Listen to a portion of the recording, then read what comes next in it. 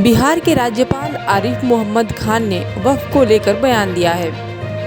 Media से बात करते हुए उन्होंने कहा कि वक्फ धर्मार्थ का काम करने के लिए होता है। कुरान में तो कहीं भी वक्फ का जिक्र नहीं है, बस कहा गया है कि गरीब असहाय को मदद करो। वक्फ करने वाला मुस्लिम हो सकता है, पर वक्फ का फायदा उठाने वाला किसी भी धर्म का हो सकता है।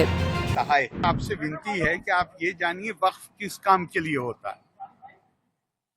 वक्फ होता है धर्मार्थ का काम करने के लिए। कुरान में तो कहीं वक्फ का जिक्र नहीं है, लेकिन कुरान में बार बार कहा गया है पैसा खर्च करो। किस पे? गरीब पे, कमजोर पे, जो बिल्कुल डेस्टिट्यूट को क्या कहते हैं, जो निस्सहाय पे, जिसका कोई नहीं है, उस पर खर्च करो। तो वक्फ की तो उस वक्त कोई सोच भी नहीं सकता था, लेकिन चूंकि इस पे धर्मार्थ के काम में पैसा खर्च करने का आह्वान किया गया है बार बार, तो बाद के लोगों ने सोचा कि एक तो व्यक्ति पैसा खर्च करता है, एक कोई संस्थाएं बना दी जाएं।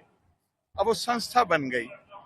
अब आपसे मैं हापुड़ में ही पूछता हूँ, कोई तो वक्फ होगा यहाँ पे या नहीं है? कोई अस्पताल है वक्फ जिसे चला रहा हो? कोई स्कूल है? कोई अनाथालय है? कोई पियाऊ है? कोई और धर्मार्थ का? यहाँ तो छोड़िए, ये तो छोटी जगह है। दिल्ली में नहीं है, लखनऊ में नहीं है। हाँ, वक्फ की प्रॉपर्टी पे आपको क्या मिलेगा?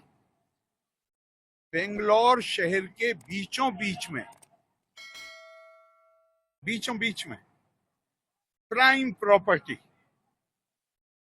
बहुत थोड़े से किराए पे आईटीसी को लीज पे 99 साल की दे दी होटल चलाने। अब वक्फ की प्रॉपर्टी का इसके लिए कि वहां पे होटल चलवाइए और थोड़ा सा किराया। तो क्या आप ये मानने को तैयार हो जाएंगे कि जो डील हुई होगी वो सिर्फ इतने कम किराए पे हुई होगी, या पीछे भी कुछ है उसके? पटना ऐसी जगह है बिहार में जहां पर वक्फ की प्रॉपर्टी करोड़ों में नहीं, अरबों में। एक छोटा मोटी भी संस्था नहीं है। अच्छा, इसमें एक बात और ध्यान रखने की, वक्फ करने के लिए हमारा कानून इजाजत देता था किसी गैर मुस्लिम को कि वो वक्फ कर दे, वो अलग बात है। लेकिन जो आह्वान किया गया है वो मुसलमानों से किया गया है कि भाई अपनी प्रॉपर्टी को गरीब आदमी पे, अपने पैसे को गरीब आदमी पे खर्च करो। वो तो आह्वान मुसलमानों को किया गया है, लेकिन जो वक्फ प्रॉपर्टी है उसका फायदा किसको पहुंचेगा?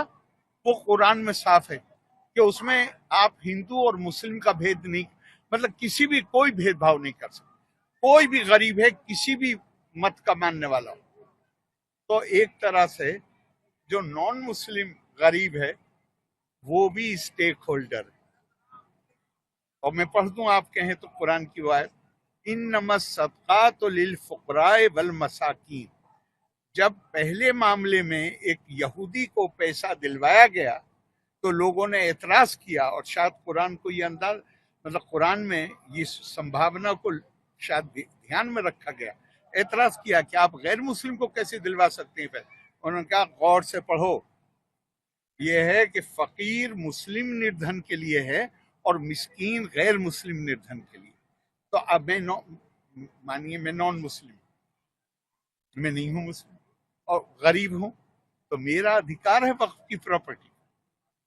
वक्फ करने वाला मुसलमान हो सकता है, वक्फ से फायदे उठाने वाले का तो साफ साफ लिखा हुआ है कुरान में कि वो कोई भी, उसके लिए एक ही मापदंड है कि अगर वो निर्धन और निस्सहाय तो उसका अधिकार। अब अगर जब आप मानिए कोई भी संस्था हो, आपका उद्देश्य है कि उद्देश्य होता है किसी भी से, अगर आप अपने उद्देश्य के प्रति कोई वफादारी ही नहीं है और आप उस उद्देश्य को पूरा करने के लिए कोई काम ही नहीं कर रहे, तो सरकार की जिम्मेदारी नहीं है कि करोड़ों अरबों की जो ये प्रॉपर्टी है जिसका दुरुपयोग हो रहा है, सरकार पहल करे और इसको सुनिश्चित करे कि ये दुरुपयोग बंद हो और इसका लाभ उनको पहुंचे जिनका हक है कि उनको ये लाभ पहुंचना